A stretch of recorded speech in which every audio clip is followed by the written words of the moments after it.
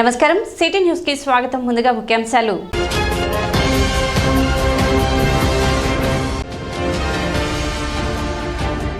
ప్రభుత్వం అందించే రేషన్ బియ్యాన్ని అక్రమంగా తరలిస్తే క్రిమినల్ కేసులు నమోదు చేస్తాం. మంత్రి నాదెండ్ల మనోహర్ హెచ్చరిక.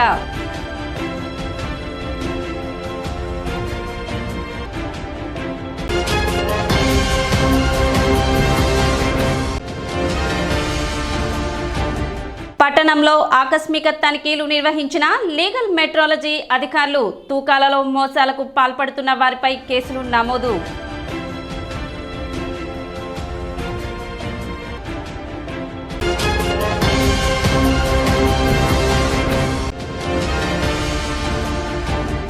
బోస్ రోడ్ విస్తరణ పనులకు శ్రీకారం చుట్టిన పురపాలక సంఘం. శంకుస్థాపన చేసి పనులను ప్రారంభించిన చైర్పర్సన్ తాడిబోయిన రాధిక.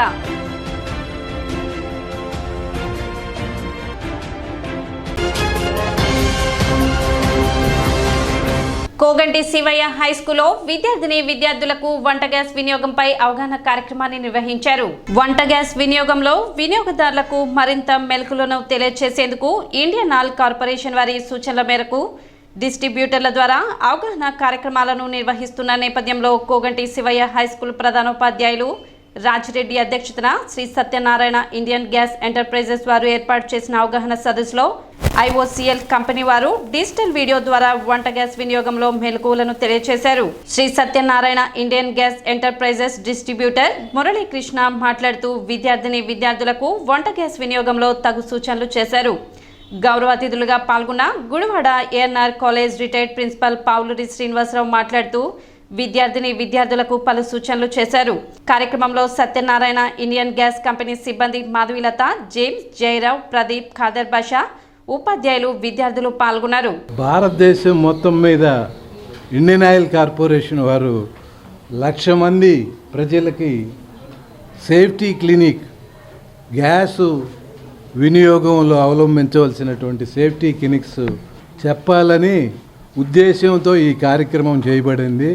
ఈ కార్యక్రమం అచ్చంగా మా కార్పొరేషన్ వారు స్కూల్స్లోనే పెట్టండి. స్కూల్స్లోనే అయితే గర్ల్స్ స్టూడెంట్స్ ఉంటారు, బాయ్స్ ఉంటారు, విని వాళ్ళ తల్లిదండ్రులకు చెప్పడానికి వీలవుతుంది. దానివల్ల మనం భవిష్యత్తులో మనకు ఉపయోగం ఉంటుంది. సేఫ్టీ అనేది చాలా ముఖ్యం. ప్రమాదాలు జరుగుతున్నాయి, దాన్ని నివారించాల్సిన బాధ్యత మనకు ఉన్నది కాబట్టి దాని గురించి ఈ కార్యక్రమం ఏర్పాటు చేశారు. మేము అట్లానే స్కూల్స్లోనే పెట్టాలనేటువంటి నిబంధన పెట్టారు. ఆ నిబంధన ప్రకారమే రాజారెడ్డి గారిని వచ్చి అడిగితే ఆయన వెంటనే మీకు పూర్తి కోఆపరేషన్ ఇస్తాను, మీరు పెట్టుకోండి అని చెప్పారు.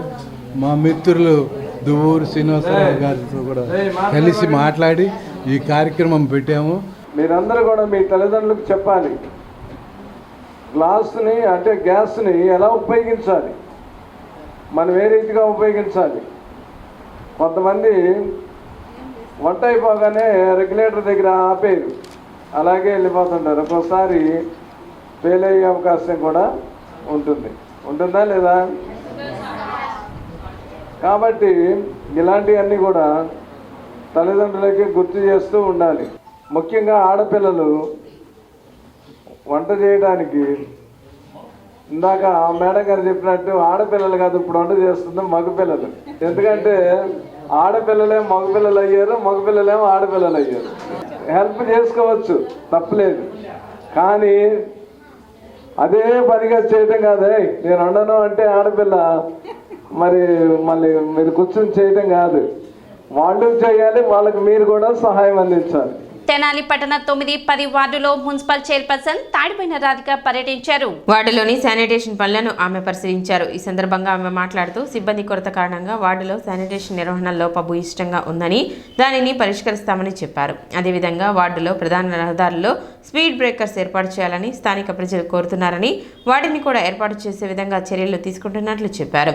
అలానే కుక్కల సమస్య అధికంగా ఉందని, వాటిని పట్టి పురపాలక సంఘ ఆధ్వర్యంలో కుక్కల సంరక్షణ కేంద్రం ఏర్పాటు చేసి అందులో పట్టిన కుక్కలను ఉంచి వాటి యొక్క ఆలనా పాలన కూడా పురపాలక సంఘమే చూసే విధంగా ప్రణాళిక సిద్ధం చేస్తున్నట్లు చైర్పర్సన్ రాధిక తెలిపారు.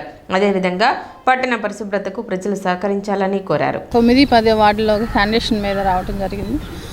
ఈ వార్డులో వచ్చేసి శానిటేషన్ అనేది కొంచెం లోపంగానే ఉంది. త్వరలోనే అది కూడా పరిష్కరిస్తామని, అదే వర్కర్స్ సమస్య ఉంటానా కొంచెం లోపంగా ఉంది. ప్రజలందరూ కూడా మాకు సహకరించాలని కోరుకుంటున్నాం. అలానే ఈ వార్డుల్లో వచ్చేసి స్వీట్ బేకర్లు అడిగారు. గతంలో కూడా లెటర్లో ప్రజలు కూడా లెటర్ పెడతాం జరిగింది. త్వరలోనే ఆ సమస్య కూడా పరిష్కరిస్తామని, అలానే శానిటేషన్ కానివ్వండి, మేము ఎంతగా శానిటేషన్ మీద దృష్టి పెట్టామని మీ అందరికీ తెలిసిందే. మాతో పాటు మీ సహకారం అనేది కావాలి. ఈ కాలువల మీద ఎలాంటి వ్యర్థాలు అనేది వేయకుండా డస్ట్బిన్ రూపంలో అందించాలని కోరుకుంటున్నాను. అలానే ఇంకా ఈ వార్డుల్లోకి వచ్చేసి కొన్ని మెయిన్ ఈ డ్రైన్స్ కానివ్వండి, రోడ్స్ కానీ చేయాల్సిన పనులు కూడా ఉన్నాయి. అవి కూడా త్వరలోనే పరిష్కరిస్తామని, అలానే ప్రజలకి ఎలాంటి ఇబ్బంది కలగకుండా చేయాలనేది మా ఆశయం కూడా. అలానే కుక్కల మీద అనేది కుక్కల సమస్య అనేది రావటం జరిగింది. కౌన్సిల్లో కూడా కౌన్సిలర్లు అందరూ అడగటం జరిగింది. అలానే ఈ కుక్కల కేసు ఉంటాన ఈ కుక్కల సమస్య అనేది ఇప్పుడు దాకా కొంచెం ఆలోచించడం జరిగింది. కానీ ఈ కుక్కలు ప్రజల మీద దాడులు చేస్తున్నాయి కాబట్టి తీసుకెళ్ళి ఎక్కడన్నా షెడ్లో ఉంచి దాని ఆహారం కూడా మన మున్సిపాలిటీ తరఫునే మేము అందిస్తామని, అలానే ఈ కుక్కలను పట్టుకెళ్ళి ఏదైనా షెడ్ లాంటివి చూసి వాటిల్లో పెట్టి దాన్ని పోషిస్తామని, అలానే ఈ కుటుంబ నియంత్రణ కూడా త్వరలోనే కుక్కలకి చేపిస్తామని, ప్రజలకి ఎలాంటి ఇబ్బంది లేకుండా చేస్తామని. బుధవారం పట్టణంలో లీగల్ మెట్రాలజీ అధికారులు ఆకస్మిక తనిఖీలు నిర్వహించి పలువురిపై కేసులు నమోదు చేశారు. పండ్ల తూకంలో వ్యత్యాసం ఉందని ఫిర్యాదుదారుడు ఇచ్చిన ఫిర్యాదు మేరకు Guntur joint controller MNS Madhuri ఆధ్వర్యంలో జిల్లాలోని 4 ఇన్స్పెక్టర్స్, 2 అసిస్టెంట్ కంట్రోలర్స్తో కూడిన బృందం పట్టణంలోని కూరగాయల మార్కెట్, పండ్ల దుకాణాలు, స్వీట్ షాప్, బేకరీలు, మెటల్ స్టోర్స్, తోపుడు బండ్ల వ్యాపారులపై తనిఖీలు నిర్వహించారు. తూకాలలో వ్యత్యాసాలు గుర్తించిన వారిపై కేసులు నమోదు చేశారు. తనిఖీలు విషయం తెలుసుకున్న కొందరు వ్యాపారులు వారి యొక్క కాటాలతో సహా బండ్లను, దుకాణాలను వదిలి పారిపోయారు. ఈ సందర్భంగా Guntur joint controller MNS Madhuri మాట్లాడుతూ ఈ తనిఖీలలో మొత్తం 26 కేసులు నమోదు చేయడం జరిగిందని తెలిపారు. ముఖ్యంగా పండ్ల వ్యాపారుల వద్ద కేజీకి 200 గ్రాముల తూకం తక్కువ వస్తున్నట్లు గుర్తించామని, అలాంటి వారిపై కేసులు నమోదు చేస్తున్నట్లు వెల్లడించారు. మెకానిక్ వెయింగ్ మిషన్స్కు సంబంధించి 5 కేసులు, పండ్ల దుకాణంలో 3 కేసులు, మెటల్ స్టోర్స్ నందు 1 కేసు, స్వీట్ షాప్ నందు 2 కేసులు, ప్యాకింగ్ డిక్లరేషన్కు సంబంధించి మరో 2 కేసులు, ఎలక్ట్రానిక్ కాటాలకు సంబంధించి 14 కేసులు నమోదు చేసినట్లు తెలిపారు. అదేవిధంగా జ్యువెలరీ షాప్స్, కిరాణా షాప్స్ కూడా తనిఖీ చేయడం జరిగిందని, వాటిలో ఎటువంటి వ్యత్యాసాలను గుర్తించలేదని తెలిపారు. తక్కువ తూకాల వల్ల వినియోగదారుడు నష్టపోతున్నాడని, వ్యాపారులు వారి యొక్క ధోరణి మార్చుకొని వినియోగదారుడు నష్టపోకుండా వ్యాపారాలు జరుపుకోవాలని ఆమె సూచించారు. ఈ తనిఖీలలో గుంటూరు, పల్నాడు జిల్లాల సహాయ నియంత్రణ అధికారులు మరియు పరిశీలకులు కొండారెడ్డి, సునీల్ రాజ్, శేషసాయి, అల్లూరయ్య, శివశంకర్, జాన్సైదా, నాగేశ్వరరావు తదితరులు పాల్గొన్నారు.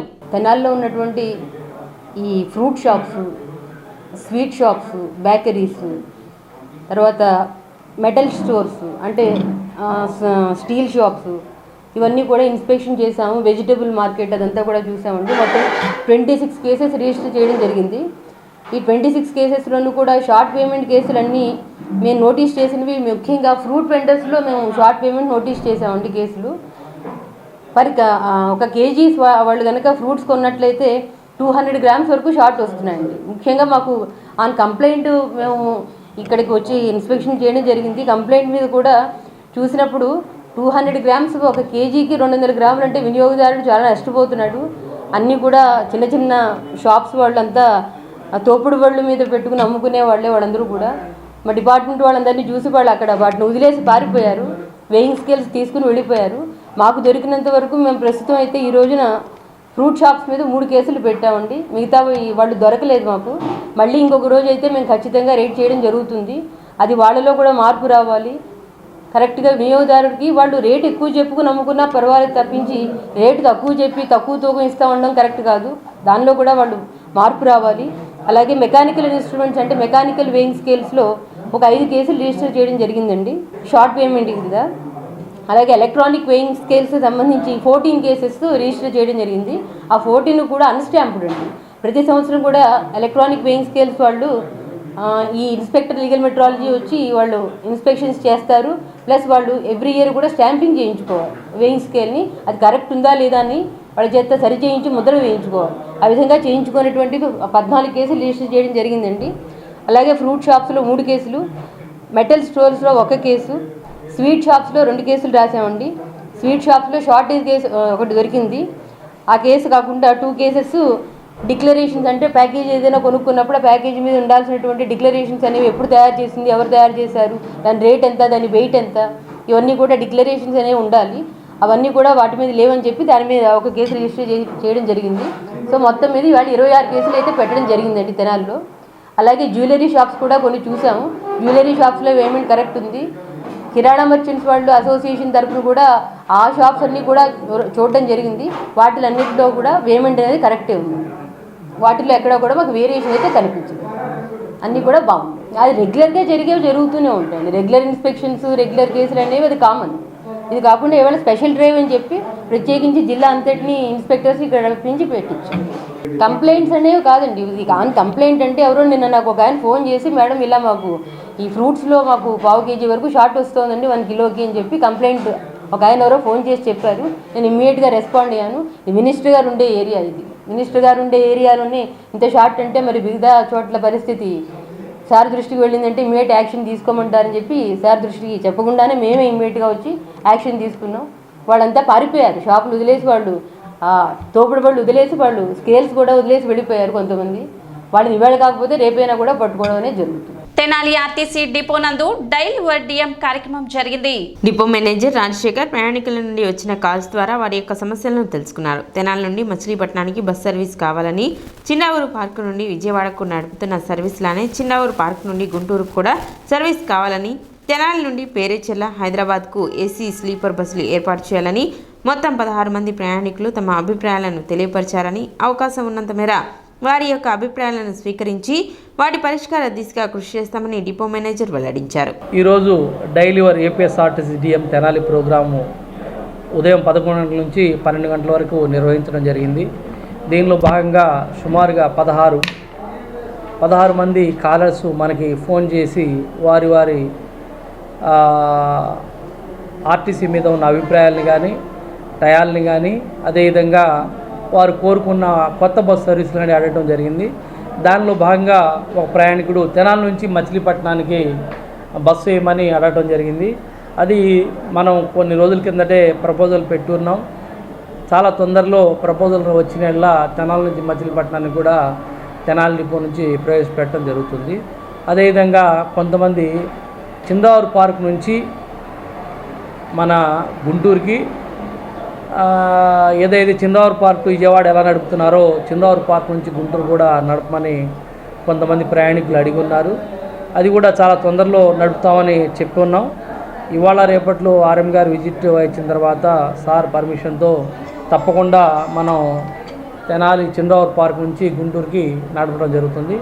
అదేవిధంగా ఒక ప్రయాణికుడు తెనాలి టు పేరేచెర్ల నడపండి అని చెప్పడం జరిగింది. అయితే పేరేచెర్లకి మన గుంటూరు టు డిపో బస్సులు, జేఎన్ఆర్ఎం బస్సులు గత కొన్ని సంవత్సరాల కిందట నడపడం జరిగింది. కాబట్టి ఆ గ్రీవెన్స్ని డిఎం గుంటూరు టు వారికి పంపించడం జరిగింది. వారు కూడా పరిశీలించి ఆ సర్వీస్ని కూడా పెట్టడం జరుగుతుంది.